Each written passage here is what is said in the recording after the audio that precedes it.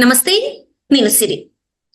గత ప్రభుత్వ హయాంలో మనం చూసినట్టయితే ఎన్నో అవినీతి అక్రమాలకైతే పాల్పడ్డారు. అది రోజుకొకటిగా ఒక్కొక్కరి పేరు కూడా బయటకొస్తుంది.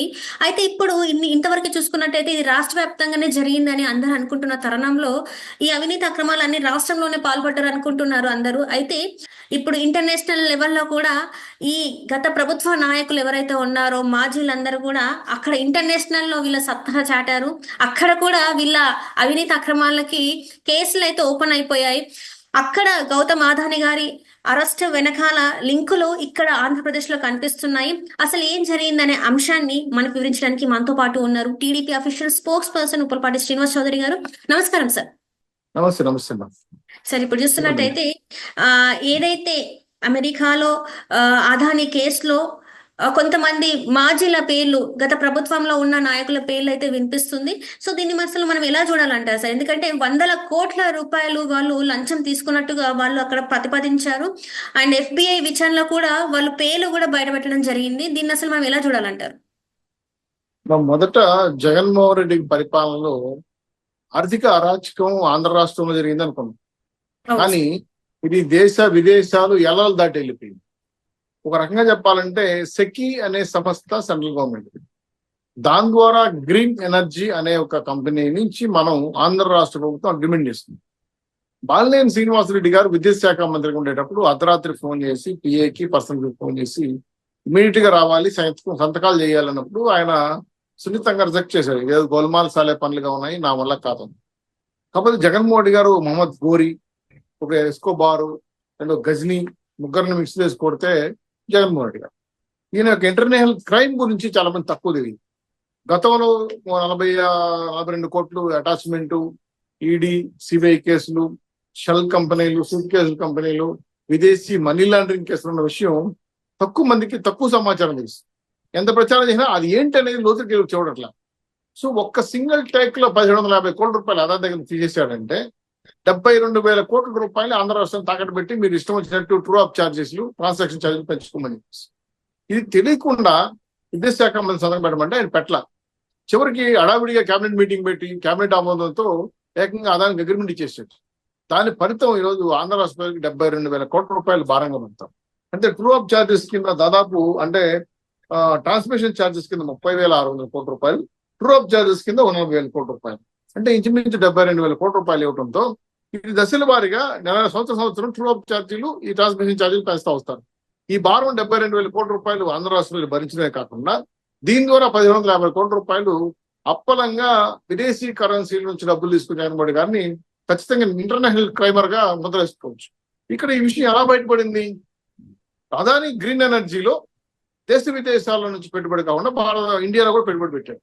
అలాగే అమెరికాలో ఉన్న సిటిజన్స్ ఒక $175 బిలియన్ అదాని గ్రీన్ ఎనర్జీలో సెబీ ద్వారా ఇన్వెస్ట్ చేశారు. అక్కడ నుంచి ఈ డబ్బులు ఇక్కడ జగన్మోహన్ రెడ్డి గారితో సెకీ ఒప్పందం చేసిన తర్వాత 7 ఏళ్లుగా 3,000 మెగా యూనిట్లు, మళ్ళా 4,000 మెగా యూనిట్లు కలిపి 7,000 యూనిట్లు 2004కి. ఇది అమెరికాలో ఉన్నటువంటి కొంతమంది ఇన్వెస్టిగేషన్ ఆఫీసర్లు ఏపీలో నెంబర్ 1 స్థానంలో ఉన్న వ్యక్తికి ఈ డబ్బులు ఇచ్చారు అని నిర్ధారించుకున్న తర్వాత గతంలో చాలా కుంభకోణాలు బయటపడ్డాయి. అది ల్యాండ్, శాండ్, వైన్ చెప్పుకుంటా వస్తుంది. కానీ దీన్ని మించి, అంతకు మించి ఈరోజు ఈ ఆంధ్ర రాష్ట్ర పరువుని దేశవ్యాప్తంగా తీర్చేది కాకుండా ఆంధ్ర రాష్ట్ర బ్రాండ్ అంబాసిడర్ కూడా దెబ్బతీశారు. ఈ దెబ్బతో అదాని షేర్లు 20% పడిపోయాయి. సెబీలో ఎంక్వైరీ పడతా ఉంది. గతంలో పార్లమెంటరీ కమిటీ ఏమంటే ఇంతకుముందు జరిగిన అదేదో కొన్ని పనామా లీక్స్ కానీ చాలా విషయాల్లో దాటేసుకుంటూ వెళ్ళారు. ఇప్పుడు అవకాశం లేదు, అదాని అమ్మాయిని కాపాడే పరిస్థితి లేదు. డైరెక్ట్ గా అమెరికన్ యుఎస్ గవర్నమెంట్ ఎంటర్ అవడంతో అక్కడ వాళ్ళు మనం ఏ విధంగా ఇన్వెస్టిగేషన్ సంస్థలు ఉన్నాయి అక్కడ బీ లాంటి సంస్థలు ఇన్వెస్ట్ చేసిన తర్వాత వాళ్ళు ఈ సెబీలో కానీ మన లాంటి షేర్ మార్కెట్ లో క్రైమ్ చేస్తే లైఫ్ టైమ్ వాళ్ళు జైలు శిక్ష పడే అవకాశాలు ఉన్నాయి. భారీగా వాళ్ళకి అప్పచెప్తే శిక్షలు, పెనాల్టీస్ కూడా పడే అవకాశం. సో ఎప్పుడైతే A1గా ఈరోజు అదానిని నిరూపించి అదానిని విదేశాలకు అప్పచెప్తా, అమెరికా అప్పచెప్తాడా, A2 ఉన్న జగన్మోహన్ రెడ్డి గారి పైన కేసులు ఎలా ఉంటాయి, ఇవన్నీ చూసినప్పుడు అల్టిమేట్ గా ఆంధ్ర రాష్ట్ర ప్రజల మీద మాత్రం 72,000 కోట్ల రూపాయల భారం ఇస్ నాట్ ఇమాజిబుల్ అని. ఇంత భారీ ఎత్తున విద్యుత్ ఛార్జీలు పెంచిన దానికి పునాదేశ్ జగన్మోహన్ గారిని చూసి ఒక్కసారిగా శాసనసభలు ఎమ్మెల్యేలు అవాక్కైపోయారు. ఏంటి ఇలా కూడా తప్పులు చేయొచ్చా, ఎలా కూడా క్రైమ్ చేయొచ్చని. అంటే ఎంత సున్నితంగా ఎవరికి తెలియకుండా ఒక విద్యుత్ శాఖలో కార్పొరేషన్ సదరన్ కానీ డిస్కమ్ కానీ తగలబెట్టి 28,000 కోట్ల రూపాయలు అప్పులు తీసుకునేది కాకుండా మీరు లైఫ్ లైన్ అంటే 25 ఏళ్ళు మీరు ఛార్జీలు పెంచుకోవచ్చు, మీరు ఇష్టం వచ్చినట్టు చేసుకోవచ్చు అని చెప్పి 72,000 కోట్ల రూపాయలు ఆంధ్ర రాష్ట్రం మీద వద్దని చెప్పి చీకటి ఒప్పందాలు చేయడంతో దీనికి గాను ఈ సమ్మతించిన దానికి గాను జగన్మోహన్ గారికి 1,750 కోట్ల రూపాయలు ముట్ట చెప్పాయి. ఆంధ్ర రాష్ట్రం మీద దీన్ని బట్టి ఈయనకి ఎంత ప్రేమ ఉందనేసి స్పష్టంగా తెలిసిపోతాను. సో అల్టిమేట్ గా ఏంటంటే ఖచ్చితంగా ఈ రోజు చూస్తున్న సమాచారం ప్రకారం ఇంటర్నేషనల్ కోర్టులో ఈ అమెరికన్ ఏదైతే ఏజెన్సీ ఉందో అంటే వాళ్ళు చట్టపరమైన సమస్యలు ఉన్నాయో వాళ్ళు పిటిషన్ దాఖలు చేశారు. ఏమని, మా దేశంలో సిటిజన్స్ అంతా కూడా అదాని గ్రీన్ ఎనర్జీలో పెట్టుబడడం వల్ల ఇది కుంభకోణ లంచాలు ఎదుర్పించేది కాకుండా అది అదానికి చేర్చాలి. మరి అదాని వెళ్ళి ఏం చెప్తాడు, ఎవరికి డబ్బులు ఇచ్చాడు, ఈ డబ్బులు తీసుకునేది ఎవరు, ఏ యొక్క సికీ సంస్థ ఆంధ్ర రాష్ట్రం ఎందుకు ఒప్పందం తీసుకున్నది? గతంలో టీడీపీ గవర్నమెంట్ లో ₹1.99 గ్రీన్ ఎనర్జీ దగ్గర ఒప్పందం చేసుకుంది. అది బైలెట్ చేసి పీపీఏ ఒప్పందాలు రద్దు చేసి 2021లో టెండర్ నోటీస్ ఇచ్చారు. అప్పుడు టెండర్ నోటీస్ రద్దు చేసి అలికేటెడ్ అంటే దాన్ని వాలంటరీగా ఇచ్చి టెండర్ లాగా తీసుకొని ఒక రకంగా చెప్పాలని టెండర్ లో గోల్మాల్ చేసి ఒకే సంస్థకు అదాని సంస్థకి ఇవ్వడం అనేది ఒక నామినేటెడ్ వర్క్ గా ఇచ్చారు. అంటే టెండర్లు పాల్గొనకుండా స్టిల్ టెండర్లు ఎక్కువ తక్కువ చూడకుండా ఒకే వ్యక్తికి టెండర్ వ్యవస్థను రద్దు చేసి ఈ రోజు పూర్తి స్థాయిలో నామినేట్ పదం ఇవ్వడం వల్ల భారీ ఎత్తున అమౌంట్ చేతులు మారే విషయాన్ని స్పష్టంగా అమెరికా నిఘా సంస్థ బయటపెట్టింది. దాంతో ఇప్పుడు ఎవరు కాపాడుకోలేని పరిస్థితిలో ఉంది. ఇప్పుడు పార్లమెంట్ లో చర్చ వస్తుంది, ఖచ్చితంగా రేపు శీతాకాల సమావేశంలో ఇప్పుడు శాసనసభలో చర్చ జరిగింది. ఇప్పుడు దీన్ని ఏ విధంగా యాక్షన్ తీసుకోవాలని పైన గతంలో కెన్యా దేశము ఈ అదానితో పోర్టుల నిర్మాణం, గ్రీన్ ఎనర్జీ కరెంట్ సప్లై 2 ఒప్పందం చేసుకున్నాయి. నిన్న మధ్యాహ్నం కెన్యా ప్రధాని బయటకు వచ్చి ఉన్న పళంగా ఈ క్షణం నుంచే అదాని సంస్థలతో ఒప్పందం రద్దు చేసుకోవడం చెప్పడం చాలా క్లియర్ గా దేశం అంతా తెలిసిపోయింది. సో అది దేశం ఉంటూ దేశం కాబట్టి మన దేశం భారతదేశంలో మన రాష్ట్రం కాబట్టి సెక్కీ సంస్థతో కొనుగోలు చేసుకున్న గ్రీన్ ఎనర్జీని మనం ఎలా చూడాలి అని న్యాయ నిపుణులతో సంప్రదించి ఇప్పుడు ఈ రోజు క్రైమ్ చేసిన జగన్మోహన్ మీద పీడీ యాక్ట్ పెడతారా, చట్ట యాక్ట్ పెడతారా అని చూడాలి, చీటింగ్ యాక్ట్ పెడతారా చూడాలి. న్యాయ నిపుణులు సమర్థన చేసిన తర్వాత రాష్ట్ర ప్రభుత్వం ఎమ్మెల్యేలు శాసనసభలు కమిటీ వేసి ఇంత భారీ ఎత్తున ఆంధ్ర రాష్ట్రానికి పెట్టుబడులు, పరిశ్రమలు, ఉపాధి సంస్థలు వస్తున్నప్పుడు ఇటువంటి దుర్మార్గమైన లంచాలతో కూడిన గత ప్రభుత్వం చేసిన తప్పుడు విధానం వల్ల రాష్ట్ర గౌరవం కూడా గౌరవ ప్రతిష్టలు భంగం కలుగుతుంది. కాబట్టి ఖచ్చితంగా శిక్ష పడుతుంది. ఖచ్చితంగా అమెరికా వాళ్ళ నోటీసుల ప్రకారం శిక్ష ప్రకారం పోతే మాత్రం లైఫే, జగన్మోహన్ గారు జైలే. కానీ రాష్ట్ర పరిధిలోకి ఆ విధంగా యాక్ట్లు అలవాటు పడతాయి, యాక్ట్లు ఆ విధంగా మనకు అప్లైకబుల్ పోతాయని చెప్పి ఇతను నేరుగా చాలా తెలివిగా చేశాడు. సెకీకి అదానికి ఒప్పందం కుదిరితే సెకీ నుంచి ఆంధ్ర రాష్ట్రం ఒప్పందం చేస్తుంది.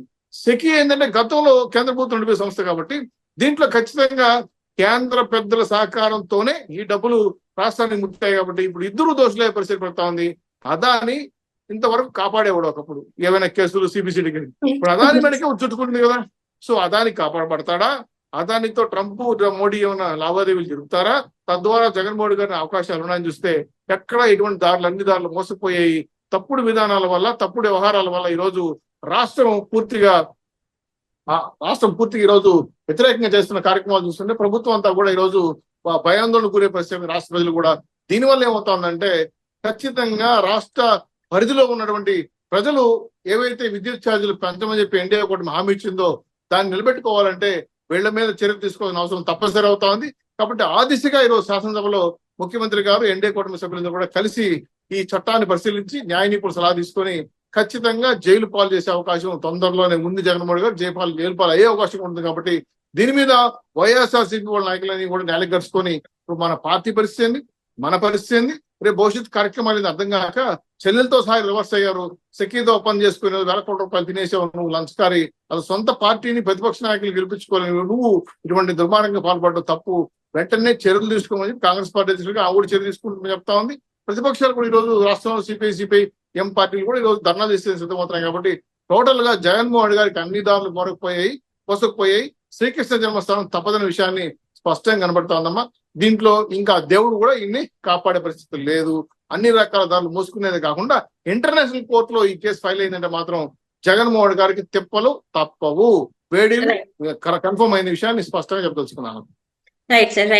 Thank you so much sir. మీరు మాతో పాటు జూమ్ కాల్ వచ్చిన ధన్యవాదాలు సార్.